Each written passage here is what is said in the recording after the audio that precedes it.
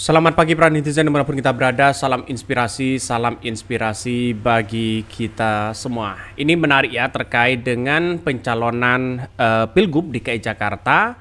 Ternyata Anies urutan kedua dalam survei Pilgub DKI Jakarta.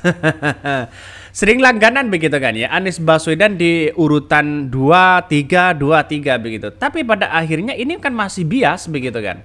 Artinya urutan-urutan yang paling akhir lah yang kemudian mereka biasanya menang di DKI Jakarta itu. 2017 bayangkan, survei Anies Baswedan sudah tidak bisa lagi memenangkan ya Pilgub DKI Jakarta pada waktu itu. Tapi pada kenyataannya mereka menang begitu. Jadi artinya apa? Survei nomor buncit itu ya belum tentu mereka kalah, tetapi mereka menang. 2017 sudah ada fakta di balik ini semua begitu. Tergantung lembaga survei. Lembaga survei terafiliasi kepada siapa? Itulah hakikatnya di situ begitu kan. Maka secara tidak langsung Anies ya di urutan kedua dalam survei ya setelah Ridwan Kamil, terus kemudian Anies Baswedan, ada Ahok dan di situ begitu. Saya belum menunjukkan belum mengetahui secara detail begitu kan, tapi secara hitung-hitungan Anies Baswedan bisa saja memenangkan kontestasi Pilgub DKI Jakarta. Mengapa? Anies Baswedan sudah pengalaman, sudah terbukti, gagasan mereka sudah terbukti, terus kemudian prestasi mereka sudah terbukti begitu. Artinya secara tidak langsung mereka menang begitu kan ya.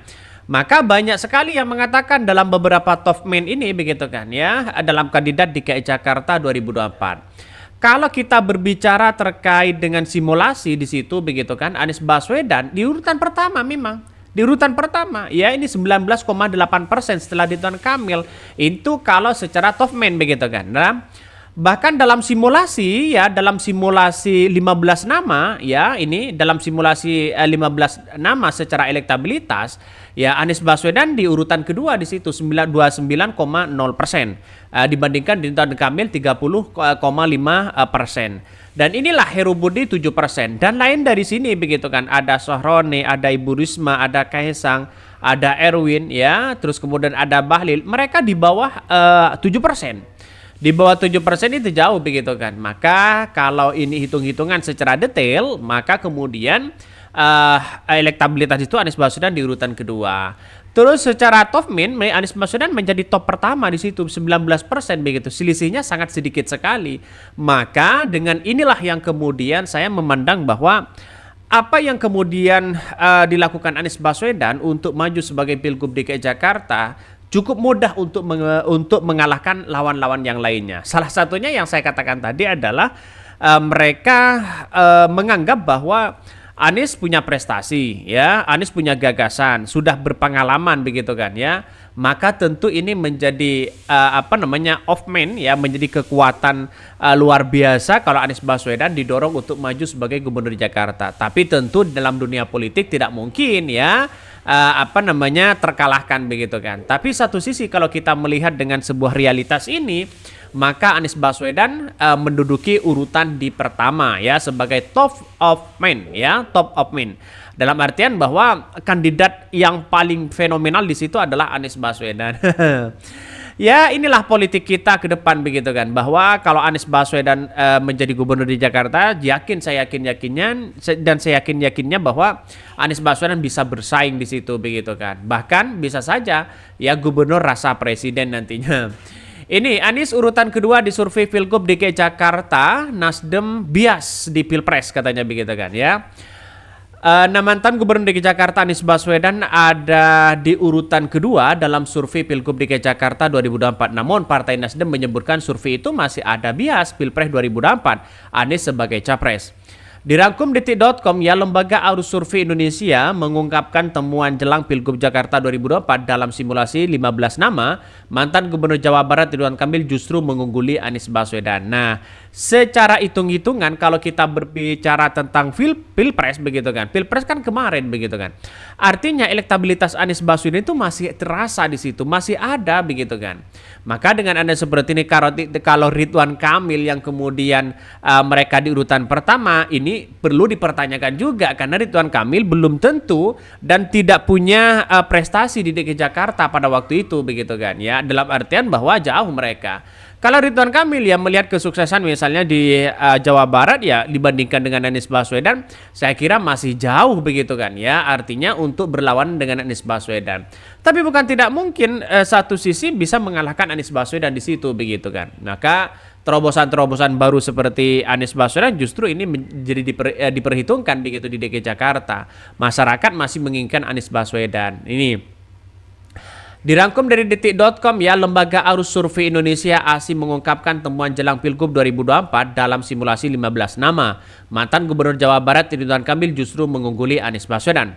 Berdasarkan keterangan yang diterima, survei yang dilakukan ASI di Jakarta melibatkan populasi penduduk Indonesia berusia minimal 17 tahun atau sudah menikah. Wawancara survei dilakukan dengan cara tatap muka, yaitu responden diwawancarai dengan langsung dengan menggunakan kuesioner. Nah, ini kan secara akumulatif ya masyarakat Indonesia begitu kan ya. Karena ini dalam bentuknya melibatkan penduduk Indonesia ya yang minimal 17 tahun. Seharusnya kan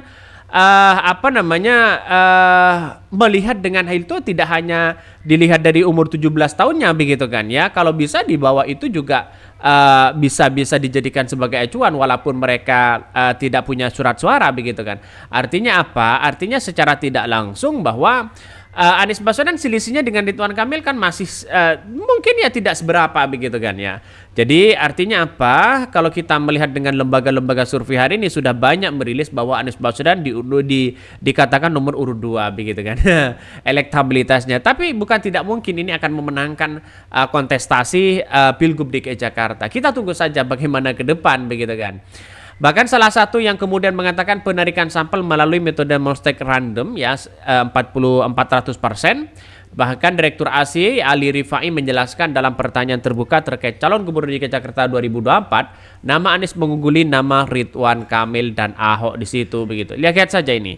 Dari beberapa top men, terus kemudian dari top men ini, terus kemudian elektabilitas mereka, Anies Baswedan di urutan kedua begitu kan ya. Tapi top men-nya ya kita Anies Baswedan di urutan pertama begitu kan.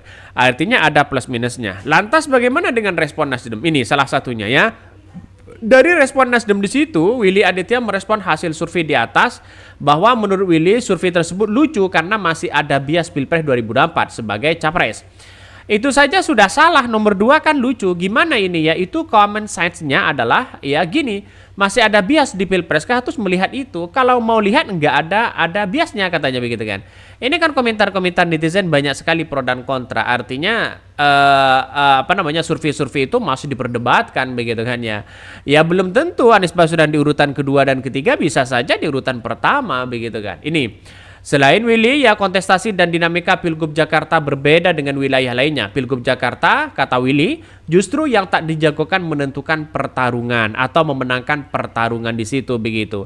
Ya, kita lihat saja juga hari ini masyarakat Indonesia kan harus melihat dari popularitas dan elektabilitas dan kinerja mereka dan prestasi mereka begitu.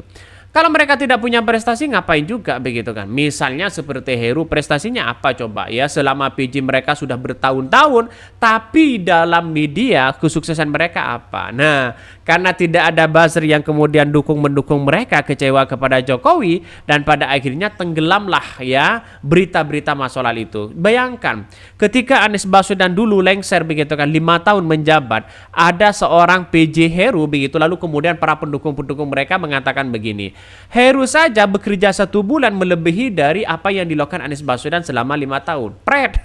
Itu kan logikanya logika salah begitu kan. Saking mujanya, saking jilatnya kepada Heru para buzzer pada waktu itu begitu kan. Orang yang masih suka kepada Jokowi.